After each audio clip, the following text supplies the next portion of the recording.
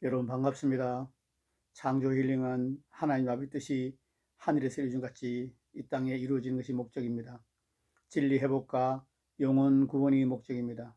꼭 구독하시고 좋아요 누르시고 공유해 주시면 천하보다 귀한 영혼을 구원하는 데 동력하실 수 있습니다.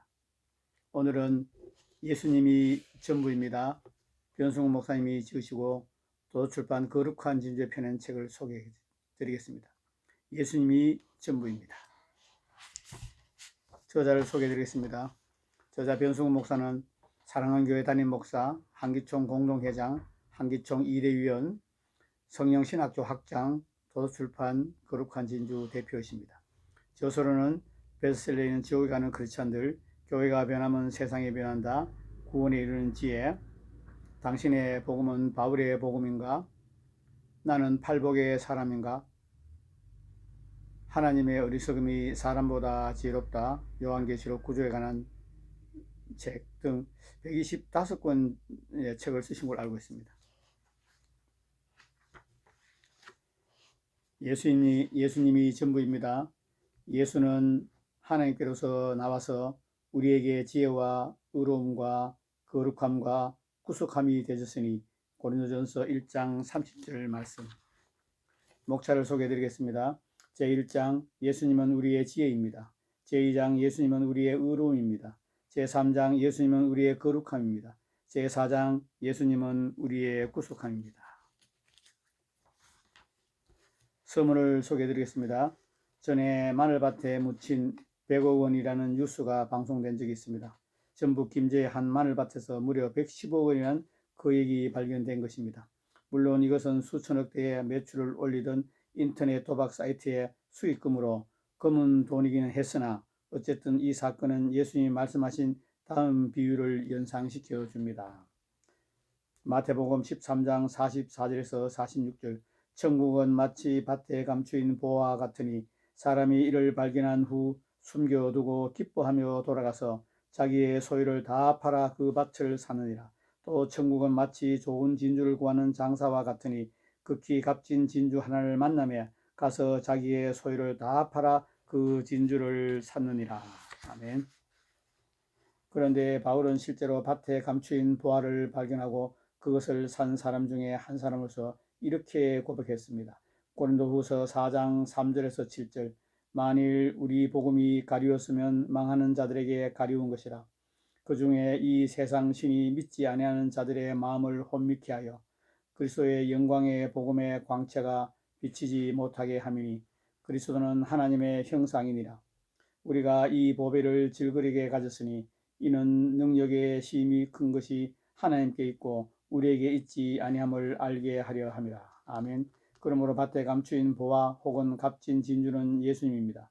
예수님은 참 보배이십니다. 그러므로 우리는 바울이 모든 것을 배설물로 여기고 그리스도를 얻기 위해 산 것처럼 그렇게 일생을 살아가야 합니다. 빌립보서 3장 7절에서 8절 그러나 무엇이든지 내게 유익하던 것을 내가 그리스도를 위하여 다 해로 여길 뿐더러 또한 모든 것을 해로 여기면 내 주 그리스도 예수를 아는 지식이 가장 고상함을 인함이라. 내가 그를 위하여 모든 것을 잃어버리고 배설물로 여기면 그리스도를 얻고. 아멘. 그러면 구체적으로 어떤 이유로 예수님이 참 보배일까요? 그것을 가장 잘 보여주고 있는 성경 구절이 바로 본문입니다. 그래서 본문을 중심으로 예수님이 참된 보배이신 이유에 대해서 설명드리고 함께 은혜 받고자 합니다. 아멘.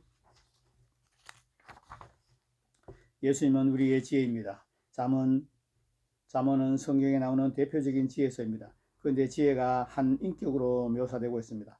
잠언 8장 22절에서 30절 말씀 여호와께서 그 조화의 시작 곧 태초에 일하시기 전에 나를 가지셨으므로 만세전부터 상고부터 땅이 생기기 전부터 내가 세움을 입었나니 아직 바다가 생기지 아니하였고 큰 샘들이 있기 전에 내가 이미 났으며 산이 세우심을 입기 전에 언덕이 생기기 전에 내가 이미 났으니 하나님이 아직 땅도 들도 세상의 진토에 근원도 짓지 아니하실 때라.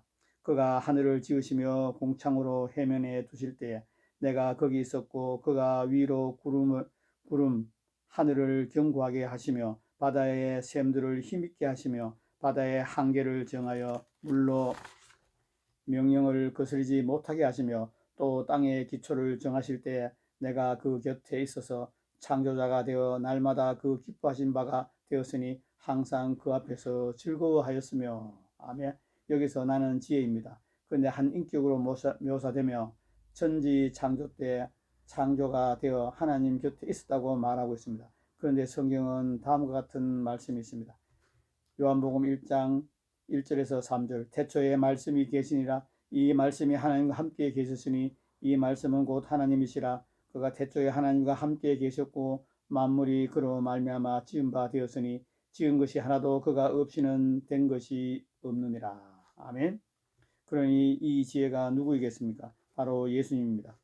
고린전서 1장 24절 오직 부르심을 입은 자들에게는 유대인이나 헬라인이나 그리스도는 하나님의 능력이요 하나님의 지혜니라. 아멘. 바울은 다음과 같이 말했습니다. 골로새서 2장 3절 그 예수님 안에는 지혜와 지식의 모든 보화가 감추었느니라. 그런데 빅뉴스가 있습니다. 그것은 예수님의 지혜, 하나님의 지혜이신 예수님이 저와 여러분에게 지혜가 되어 주신다는 사실입니다. 예수님은 바울에게만 지혜가 되시는 분이 아닙니다. 저와 여러분에게도 지혜가 되시는 분입니다. 고린도서 1장 3절 너희는 하나님께부터 나서 그리스도 예수 안에 있고 예수는 하나님께로 나와서 우리에게 지혜가 되었으니 바울은 예수님이 저와 여러분을 포함한 우리에게 지혜가 되셨다고 말합니다. 그러므로 예수님의 지혜는 우리와 무관한 것이 아닙니다. 이것을 우리는 예수님과 우리와의 다른 관계를 묘사한 것을 통해서 재차 확인할 수 있습니다. 요한복음 13장 13절 너희가 나를 선생이라 또는 주라 하니 너희 말이 옳도다. 내가 그러하다. 이처럼 예수님은 우리의 스승입니다. 그러므로 예수님은 우리가 궁금할 때 묻고 가르침을 받을 수 있는 우리의 지혜이십니다. 요한복음 10장 14절에서 15절 나는 선한 목자라 내가 내 양을 알고 양도 나를 아는 것이 아버지께서 나를 아시고 내가 아버지를 아시는 것 같이 아버지를 아는 것 같으니 나는 양을 위하여 목숨을 버리노라. 아멘. 끝부분을 다시 읽어드리겠습니다. 나를 아시고 아버지께서 나를 아시고 내가 아버지를 아는 것 같으니 나는 양을 위하여 목숨을 버리노라. 아멘. 이처럼 예수님은 우리의 목자이십니다. 그러므로 예수님은 우리가 그 음성을 듣고 따라야 할 우리의 지혜이십니다. 골로새 1장 15절에서 18절 그는 보이지 아니하시는 하나님의 형상이요 모든 창조물보다 먼저 나신 자니 만물이 그에게 창조되되 하늘과 땅에서 보이는 것들과 보이지 않는 것들과 혹은 보좌들이나 주관들이나 정사들이나 권세들이나 만물이 다 그로 말미암고 그를 위하여 창조되었고 또한 그가 만물보다 먼저 계시고 만물이 그 안에서 함께 서느니라. 그는 몸인 교회의 머리라. 아멘. 이처럼 예수님은 우리의 머리이십니다. 그러므로 예수님은 그리스도의 몸된 교회의 지체인 저와 여러분이 믿고 순복해야 할 우리의 지혜입니다. 이상 말씀드린 바와 같이 예수님은 우리의 선생이요 목자시요 머리이십니다. 그리고 우리는 예수님의 제자요 양이요 몹입니다. 그러므로 예수님은 실제로 우리의 지혜이십니다. 이를 통해 우리는 참 지혜가 무엇인지 배울 수 있습니다. 지혜란 무엇입니까? 지혜가 아닙니다. 제 말은 세상 지혜가 참 지혜가 아니라는 뜻입니다. 그래서 고린도전서에 바울이 다음과 같이 말한 것입니다. 고린도전서 1장 20절 지혜 있는 자가 어디 있느냐 선비가 어디 있느냐 이 세대의 변사가 어디 있느냐 하나님이 이 세상의 지혜를 미련케 하신 것이 아니냐. 아멘. 말씀을 발치해서 읽어드리겠습니다. 그러므로 우리가 예수님을 실제로 우리의 지혜로 경험하려면 예수님이 우리의 지혜라는 것을 믿어야 합니다. 우리는 예수님을 임금과 구주로 믿어야 하는 것과 마찬가지로 예수님을 우리의 지혜로 믿어야 합니다. 그럴 때 예수님이 실제로 우리에게 지혜가 되어 주십니다. 아멘. 예수님을 믿는 자가 누리게 되는 혜택은 단순히 죽어서 천국 가는 것이 아닙니다. 현세에서도 우리의 목자가 되셔서 우리를 인도해 주셔서 부족함이 없게 해 주십니다. 예수님을 믿는다는 것은 이렇게 복되고 신나는 일입니다. 이것은 종교 생활 이상입니다. 그러므로 진실로 예수님을 지혜로 믿고 의지함으로 여러분 모두 이런 흥미진진하고 멋진 신앙생활을 실제로 경험하고 누리게 되시기를 바랍니다. 할렐루야.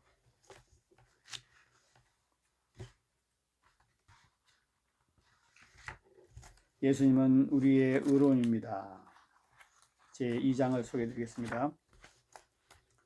하나님은 사람을 지으시고 동산 안에 각종 실과를 임의로 먹게 할 수 있게 하셨습니다. 오직 선악을 알게 하는 나무의 실과만 금하셨습니다. 그런데 하와가 그것을 따서 먹었습니다.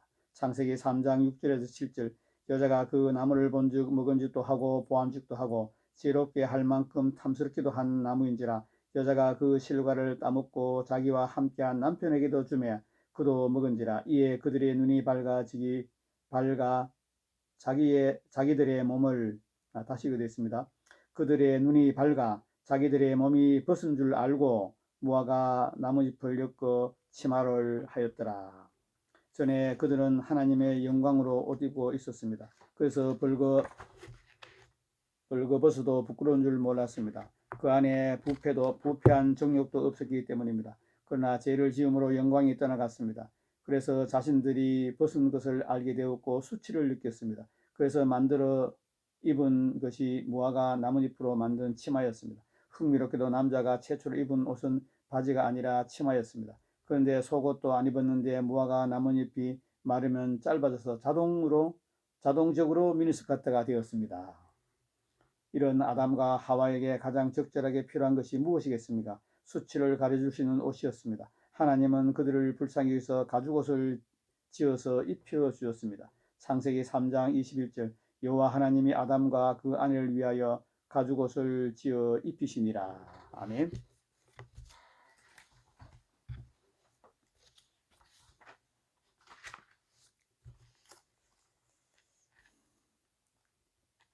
인간은 모두 죄인이지만 믿는 자는 죄의 덩어리가 아닙니다. 예수님 안에 있으면 누구나 하나님의 의입니다. 의 덩어리입니다. 그래서 바울이 다음 장에서 너희는 믿지 않는 자와 멍에를 같이 하지 말라. 의와 불법이 어찌 함께하며 라고 말한 것입니다. 즉 신자를 의라고 표현한 것입니다. 우리 모두에게는 예수님이 우리의 의라는 계시가 필요합니다. 특히 우리 교회같이 회개와 행함에 있는 삶 믿음과 거룩을 강조하는 교회에서는 균형을 잡기 위해 더욱 예수님이 우리의 의라는 것을 깊이 깨달아야 할 필요가 있습니다.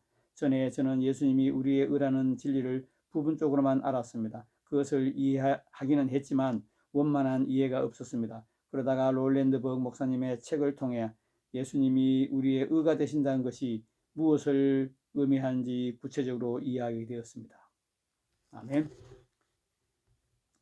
민수기 23장 21절, 여호와는 야곱의 허물을 보지 아니하시며 이스라엘의 패역을 보지 아니하시도다. 아멘. 골로새서 1장 22절, 이제는 그의 육체의 죽음으로 말미암아 화목케 하사 너희를 거룩하고 흠없고 책망할 것이 없는 자로 그 앞에 세우자 하셨으니, 이처럼 하나님은 대속을 통해 우리를 보십니다. 예수님의 의를 통해 우리를 보십니다. 그래서 하나님께서 우리를 보실 때 거룩하고 흠없고 완전하게 보십니다. 우리는 율법의 행위로 구원받는 것이 아닙니다. 때문에 우리가 완전해야 하나님 앞에 나설 수 있는 것이 아닙니다. 이에 대해 롤랜드 벅 목사님은 이렇게 말했습니다. 롤랜드 벅 목사님의 책에 나오는 간증을 읽어드리겠습니다. 대속에 관한 말씀은 놀랍도록 감동적인 메시지입니다. 이를 통해 많은 그리스도인들이 진정한 자유를 맛보게 될 것입니다. 또한 이 말씀은 오늘날 하나님께서 이 세상에 풀어놓고자 하는 말씀 중에 하나로 현재 이 세상에 살고 있는 모든 사람들이 들어야 하며 주님이 다시 올 때까지 계속 전파되어야 하는 메시지입니다.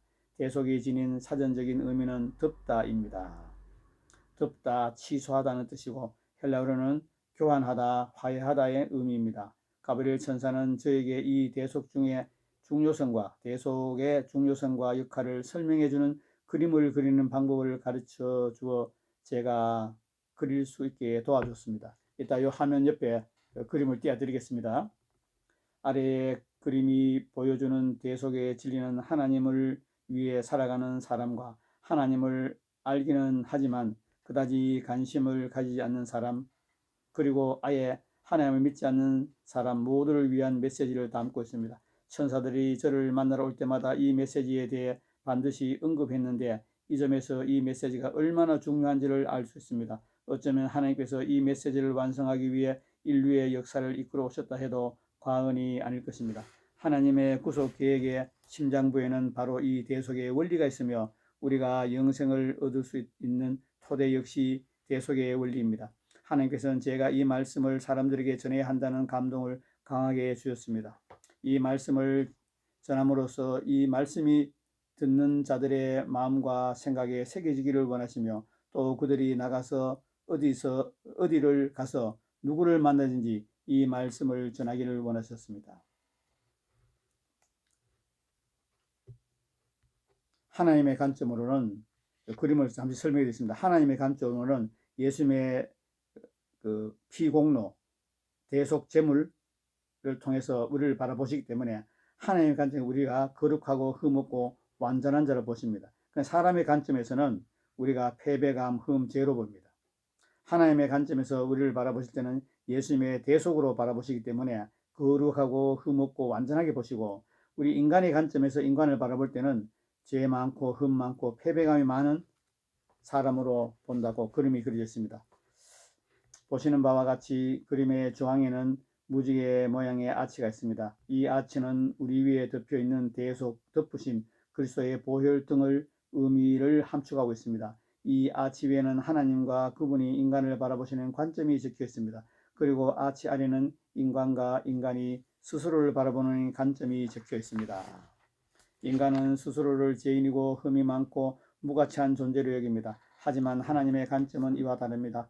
그분은 인간을 바라볼 때 반드시 대속을 통해서만 바라보시기 때문에 인간을 거룩하고 흠이 없으며 책망할 것이 없는 존재로 여기십니다. 대속에 관한 이 환상을 보는 동안 가브리엘 천사는 이를 통해 전하고자 하시는 하나님의 메시지가 있다고 했습니다. 그것은 그리스도인으로서 우리는 다음 두 가지의 영광스러운 진리를 통해서 완전한 평강을 누릴 수 있다는 것이었습니다. 그 하나는 하나님께서 그의 백성을 완전하게 돌보신다는 것이고, 다른 하나는 하나님 앞에서 자신이 어떤 존재인지 깨달았다면 결코 마음의 눌림을 겪을 필요가 없다는 것이었습니다. 그는 또한 하나님께서 우리를 바라보실 때에 예수님과 그의 희생을 믿는 우리의 믿음을 보시고 우리를 예수님과 동일하게 보신다고 했습니다. 아멘. 할렐루야. 이것은 정말 놀랍고 흥분된 진리입니다. 그리고 참 진리입니다. 왜냐하면 우리는 율법의 요구로 구원받는 것이 아니라 회개와 믿음을 통해 예수님의 피로 의롭다함을 받는 것이기 때문입니다. 갈라디아서 3장 10절 무릇 율법 행위에 속한 자들은 저주 아래 있나니 기록된 바 누구든지 율법책에 기록된 대로 온갖 일을 항상 행하지 아니하는 자는 저주 아래 있는 자라 하였습니다. 회개와 믿음은 이 말씀에 묘사된 율법의 행위와 달리 완전한 것이 아니라 일종의 방향 전환입니다. 죄에서 돌아서서 예수님을 주님으로 모셔드리고 그분께 순종하고 충성하며 살아가기로 진지한 마음으로 결단하는 것입니다. 그러므로 설사 참으로 회개하고 참 믿음을 가진 사람이라도 절대로 행위로 하나님 앞에 설 수 없습니다. 예수님의 피 공로를 받은 의롭다 하심 때문에 거룩하신 하나님 앞에 설 수 있는 것입니다. 아멘. 예수님은 우리의 거룩함입니다. 예수님은 우리의 거룩함입니다. 예수님이 우리의 의로움이라는 것을 잘 압니다. 그런데 예수님이 우리의 거룩함이라는 진리를 모르는 분들이 많습니다. 예수님은 우리의 의로움이 되실 뿐만 아니라 거룩함입니다. 고린도서 1장 30절 너희는 하나님께로부터 나서 그리스도 예수 안에 있고 예수는 하나님께로서 나와서 우리에게 지혜와 의로움과 거룩함이 되었으니, 예수님이 우리의 거룩함이 되신다는 말에는 두 가지 의미가 있습니다. 첫째, 믿는 자에게 그분이 거룩함이 되신다는 의미입니다. 골로새서 1장 22절 이제는 그의 육체의 죽음으로 말미암아 화목케 하사 너희를 거룩하고 흠없고 책망할 것이 없는 자로 그 앞에 세우자 하셨으니. 아멘. 앞에서 이미 설명한 대로 하나님은 우리를 보실 때 예수님의 대속이라는 렌즈를 통해서 보십니다. 그래서 우리가 불완전해도 살아있는 믿음을 가지고 있는 한 하나님의 눈에는 거룩하고 흠없고 책망할 것이 없는 자로 보입니다. 그런 의미에서 예수님은 우리의 거룩함이십니다. 아멘. 이 믿는 자들은 그분이 거룩하게 하신다는 의미입니다. 예수님은 죄에서 우리를 구원하기 위해 이 땅에 오셨습니다. 마태복음 1장 21절 아들을 낳으리니 이름을 예수라 하라. 이는 그가 자기 백성을 저희 죄에서 구원할 자이심이라 하니라.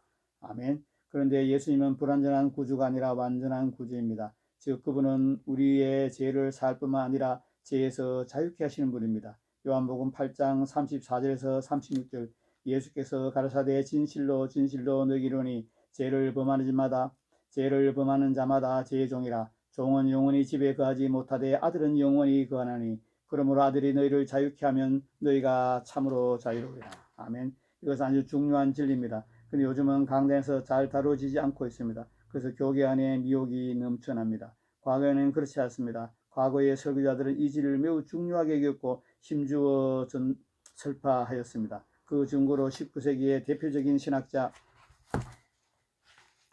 찰스 하진은 이렇게 말했습니다. 그리스도께서는 우리에게 칭의가 되실 뿐만 아니라 성화가 되신다. 그는 율법의 형벌에서 우리를 자유케 하실 뿐만 아니라 우리를 거룩한 자로 만드신다. 그러므로 복음에 의하면 칭의 없는 성화 혹은 칭의 이전의 성화란 있을 수 없다. 그리스도 바깥에 있는 자들은 죄의 권세와 정죄 아래에 있는 것이다. 그리고 그리스도 안에 있는 자들은 정죄에서 해방될 뿐만 아니라 죄의 권세에서 구원받은 것이다. 아멘.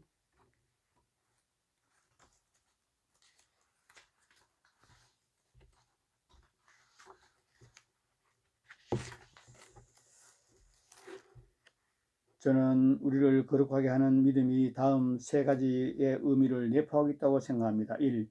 완전한 구원자이신 예수님의 능력을 믿는 것. 예수님은 완전한 구원자입니다.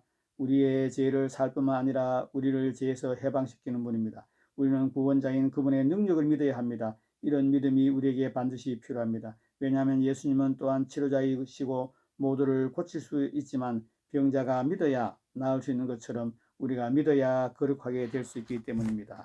아멘. 2. 말씀에 순종하기로 결단하고 의지적으로 노력하는 것.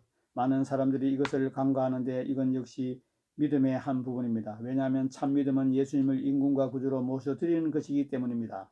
그런데 예수님을 주님으로 모셔드릴 때 그분에게 순종하고자 하는 결단이 있어야 함은 너무나도 당연한 것입니다. 그러므로 이것은 믿음의 요소의 한 부분입니다. 이것을 달리 설명해 보겠습니다. 구원은 믿음으로 말미암아 하나님의 은혜로 받습니다. 마찬가지로 거룩도 믿음으로 말미암아 하나님의 은혜로 이루어집니다. 바울이 나의 나 된 것은 하나님의 은혜로 된 것이라고 고백한 것과 같습니다. 그러므로 은혜로 됩니다. 그런데 은혜란 무엇입니까? 은혜는 칼빈이 주장한 대로 불가항력적인 것이 아닙니다. 은혜는 거부될 수 있는 것입니다. 그래서 바울이 우리가 하나님과 함께 일하는 자로서 너희를 권하노니 하나님의 은혜를 헛되이 받지 말라고 권고한 것입니다. 3. 온전히 주님을 의지하고 그분께 기도로 도움을 구하는 것입니다. 참 믿음은 의지적인 결단과 노력을 부인하거나 외면하지 않으며 그것 자체를 의지하지도 않습니다. 참 믿음은 우리를 변화시킬 수 있는 하나님의 은혜를 의지합니다. 그리고 이것은 기도로 이어집니다. 그러므로 믿음은 기도의 뿌리입니다. 믿음과 기도는 불가분의 관계입니다. 아멘. 예수님은 우리의 구속함입니다. 고린도전서 1장 30절 너희는 하나님께로부터 나서 그리스도 예수 안에 있고 예수는 하나님께로서 나와서 우리에게 지혜와 의로움과 거룩함과 구속함이 되었으니 아멘. 예수님은 우리에게 지혜와 의로움과 거룩함이 되실 뿐만 아니라 우리의 구속자이십니다. 구속함이란 적당한 값을 지불하고 노예를 자유롭게 한다는 뜻에서 사용된 말로 예수님이 우리를 그 피로 죄와 사망과 지옥에서 자유케 하신 것을 의미합니다. 골로새서 1장 14절 그 아들 안에서 우리가 구속 곧 제사함을 얻었도다. 아멘. 발치해서 읽어드리겠습니다. 결론을 말씀드리겠습니다. 금주 실전 영분별이라는 책이 새로 나왔지만 저는 하나님의 은혜로 벌써 40권이 넘는 많은 책들을 썼고 그래서 책에 사인해달라는 분들이 많습니다. 그런데 여러 해 전부터 저는 책에 사인을 해둘 때 똑같은 내용의 문구를 씁니다. 먼저 예수님이 전부입니다 씁니다. 이렇게 맨 위에 쓰고 맨 아랫부분에 작게 변숭을 갖고 씁니다. 정말로 예수님이 우리의 전부이십니다. 왜냐하면 지혜, 의로움, 거룩함, 구속함, 이 네 가지는 인간이 필요하는 모든 것을 압축시켜서 표현한 것이기 때문입니다. 이 네 가지가 인간이 필요하는 모든 것입니다. 그런데 예수님은 우리에게 이 네 가지 전부가 되십니다. 그러므로 진실로 예수님은 우리의 전부가 되시는 분입니다. 예수님은 마태복음 13장에 기록된 비유에 나오는 밭에 감추인 보화와 같은 분입니다. 그 밭을 사서 보화를 소유하게 되면 우리가 필요하는 모든 것을 가질 수 있습니다. 아멘.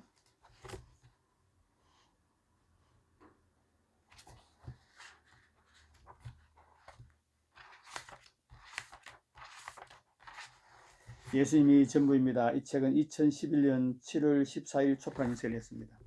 표지글을 읽어드리겠습니다. 예수님이 전부입니다. 저는 하나님의 은혜로 45권이 넘는 많은 책들을 썼고 그래서 책에 사인해달라는 분들이 많습니다. 그런데 열흘 전부터 책에 사인을 해드릴 때 똑같은 문구를 씁니다. 예수님이 전부입니다. 이것은 빈말이 아닙니다. 정말로 예수님이 우리의 전부입니다. 왜냐하면 예수님은 우리에게 지혜, 의로움, 거룩함, 구속함이 되시는 분이기 때문입니다. 이 네 가지는 인간이 필요하는 모든 것입니다. 그러므로 진실로 예수님이 우리의 전부입니다. 이 책을 통해 여러분 모두 예수님을 자신의 전부로 삼게 되시기를 진심으로 바랍니다. 아멘. 여러분 잘 들으셨습니까? 예수님이 전부입니다. 참 진리의 말씀을 하나님께 계시를 받아 써서 가슴이 뭉클하네요. 여러분, 예수님 한 분이면 충분합니다. 여러분 일터에, 가정에, 여러분 사위에, 여러분 자녀와 여러분 모든 환경 가운데 예수님 한 분이면 충분합니다. 여러분, 우리는 참으로 많이 믿음이 작고 부족한 자이지만 예수님이 전부입니다. 예수님 한 분이면 충분합니다. 날마다 고백하며 믿음으로 나아가시기를 바랍니다. 여러분 이 책을 꼭 사서 읽으시고 예수님이 전부가 되기를 예수님 이름으로 축복합니다. 여러분의 영혼이 잘 되고 범사가 잘 되고 강건이 되기를 예수님으로 축복합니다. 예수님이 우리의 지혜요 의로움이고 구속함이고 구원자이고 우리의 왕이시고 우리의 신랑이십니다. 예수님이 우리의 전부입니다. 믿음으로 승리하는 저와 여러분 되기를 원합니다. 오늘은 예수님이 전부입니다. 변승 목사님이 쓰시고 도서출판 거룩한 진주의 펴낸 책을 소개해드렸습니다. 창조 힐링은 하나님 아버지 뜻이 이 땅에 이루어지는 것이 목적입니다. 진리 회복과 영혼 구원이 목적입니다. 꼭 구독하시고 좋아요 눌러주시고 공유해 주시면 천하보다 귀한 영혼을 구원하는 데 동력할 수 있습니다. 긴 시간 함께 하신 여러분 감사합니다.